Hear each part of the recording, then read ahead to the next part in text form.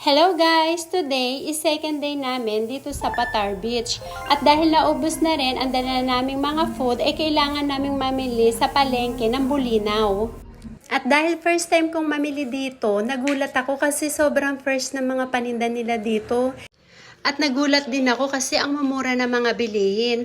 Palibasa siguro kasi malapit sa may dagat. Sabi ni Mama, pag sa Manila ka mamimili, doble na daw ang presyo nito.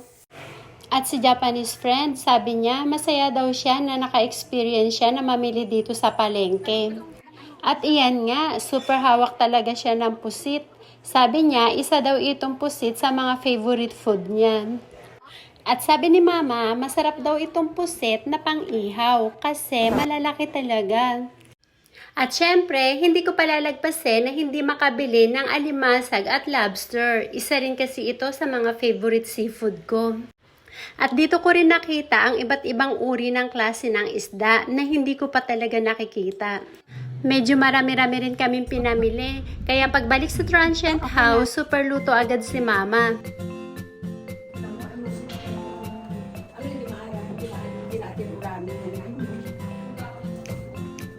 Ayan na. Ayan, yung ulam namin. Tapos ayan, masarap na binili namin sa Bulinaw. Wow.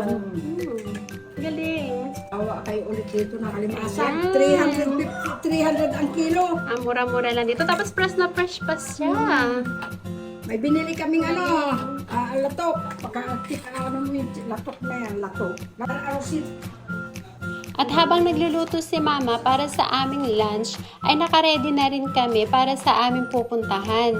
Ang Enchanted Cave dito rin sa Patar. Mga excited lang kasi first time namin lahat na makapunta doon. At pagkatapos nga ni Mama magluto, ay dali-dali na rin kaming kumain. Wow! Yata! Ay, namatay!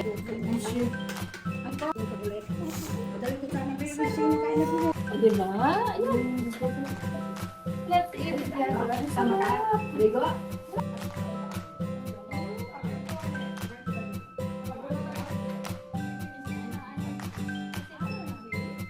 At pagkatapos nga namin kumain, nagligpit lang kami sandali at agad din kaming umalis. Going to Enchanted Cave. Excited. At iyan nga, grabe, super excited kaming lahat kasi makakapunta kami sa isa sa mga best tourist spot dito sa Bulinaw. At hindi rin kami nahirapan hanapin ang lugar kasi along the highway lang din siya. At nakita din namin agad ang poster ng Enchanted Cave, papasok sa loob. At eto nga, natumbok din namin, papasok na kami sa loob ng Enchanted Cave. At ang ganda pagmasdan ng paligid, ang dami mga punong kahoy. At iyan, here we are! Andito na kami sa entrance. At syempre, bumili muna kami ng ticket para sa entrance fee. Hindi naman kamahalan ng ticket. At meron din silang exemption pagdating sa bata, no entrance fee. At pagpasok nga namin dito sa loob, syempre, hindi mawawala ang picture taking. Lalo na dito, nung nakita namin yung sign of love, yung heart. Ayan, ang dami namin mga picture dyan, nakakatuwa. At masasabi ko na napaka-peaceful nitong lugar na to at marerelax ka talaga. At ito naman ang miniature village kung saan makikita mo ang kabuuhan ng Enchanted Cave. At ang bawat isa na makikita mo na nakatayo dyan ay may kanya-kanyang history.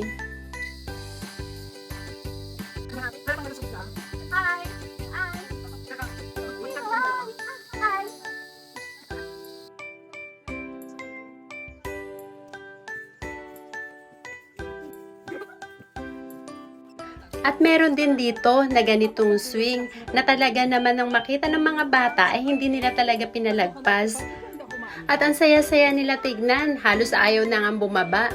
At dito naman makikita ang giant clams. Ang tawag nila dito taklobo, pero sa Tagalog higanting kabibi. For the first time, ngayon lang din ako nakakita ng higanting kabibi. At ito naman ang mga olders. In fairness ha, inabutan ko pa to nung maliit pa ako. Pinaglalagyan namin ng tubig na inumin. Ang ang ganda talaga dito. Lalo na pag nature lover ka, masasabi ko na bawat makita mo, ma-appreciate mo talaga.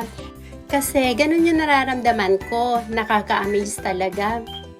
So, start from here, dito yung way papunta sa cave. At habang naglalakad kami, napansin ko sa paligid yung mga bato. Hindi kasi basta ordinaryong bato. Parang ito yung mga bato na makikita sa ilalim ng dagat. At napansin ko rin sa paligid na maraming mga kubo at iba-iba ang design nila, kung saan pwede kang mag-hangout. At ang comfort room nila dito malinis.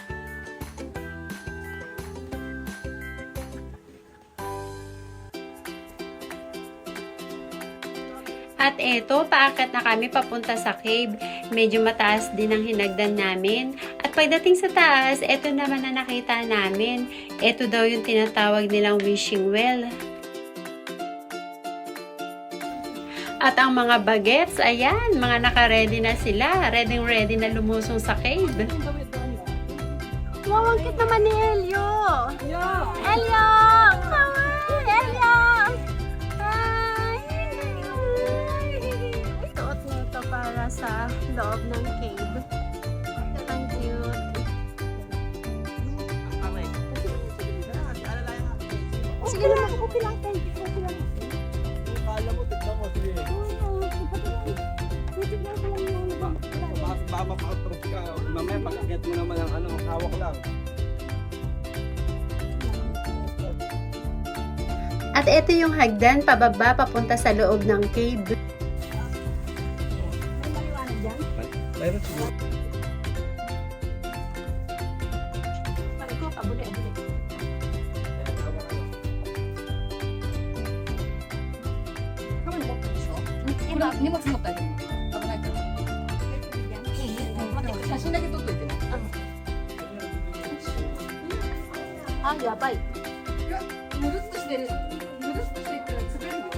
Makyuts kita kasi madulas ma. Hawak kayo dito sa bakal.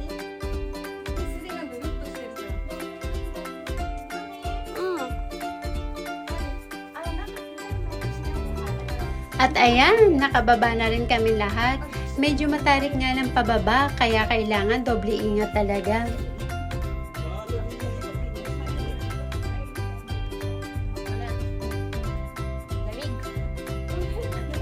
Asa na? Ano rin kaya yan sa bag? Bak ko doon po.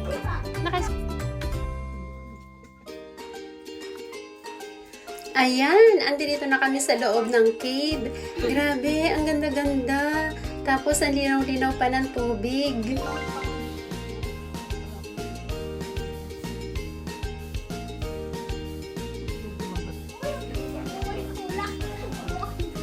Ang dali na, boy. Teka lang, ito nga oh.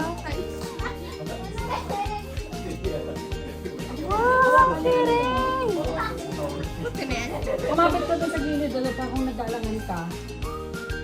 Yan. Wow, ang linaw sa kukukiring.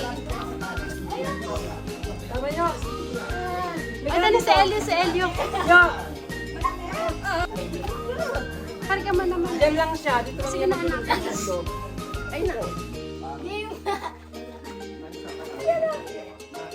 Sige na, anak. Sige na. Tingin ka dito kay mami. Baka matabalan ni ka.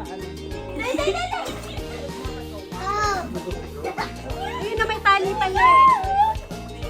Ay na. Ay na, mite. Hi. Sige na.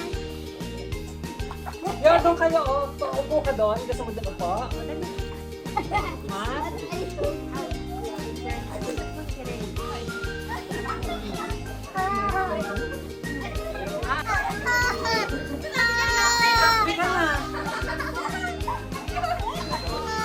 Ito. Ay na. Apak, nasupo ka dito. Apak.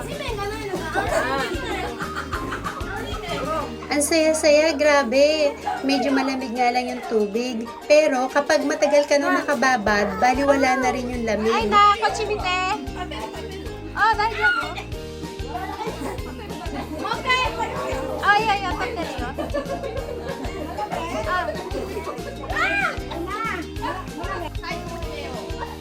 halika naman. Tayo yun. Medyo malamig. Oo, kasi ano ko ito eh. Kabayo.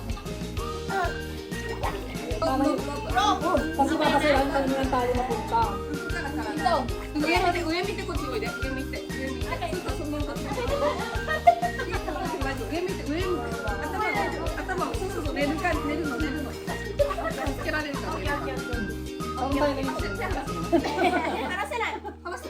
Yo, yo, yo, yo.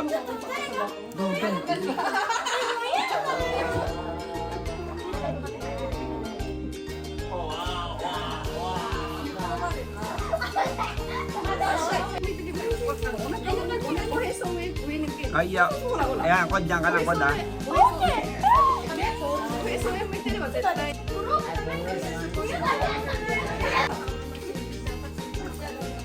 Pwede sa swimming pool.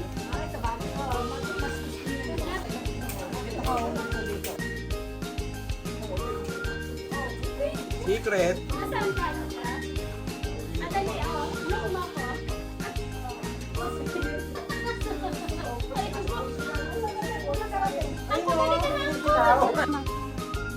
Mauna ka ma. Super nag-enjoy talaga kami sa loob ng cave. Pabalik na kami sa taas. Medyo nakakahinga ng pag-akyat kaya kailangan dahan-dahan lang. Kaya super alalay kami kay mama.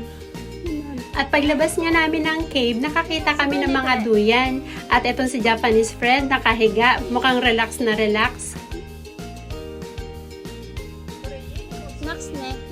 At syempre, hindi rin papahuli si mama. Magduyan-duyan din daw siya. Habang ang mga bagets nauna nang bumaba sa amin. At dahil ang ganda talaga ng paligid, naisipan kong maglibot-libot. At ito naman ang garden. Wala nga lang mga bulaklak, pero mukhang alaga naman ang mga halaman. At napansin ko rin sa paligid na ang daming mga duyan. At kailangan ko na rin bumalik sa baba para puntahan ng mga bagets na sigurado nag-e-enjoy sila. Ang cute ng swimming pool nila dito para sa mga bata. Actually, meron din swimming pool dito para sa adult. Hindi na nga lang kami pumunta kasi mukhang enjoy naman ang mga kids dito. At habang nag-e-enjoy ang mga kids, naisipan kong umakyat sa kubos sa taas.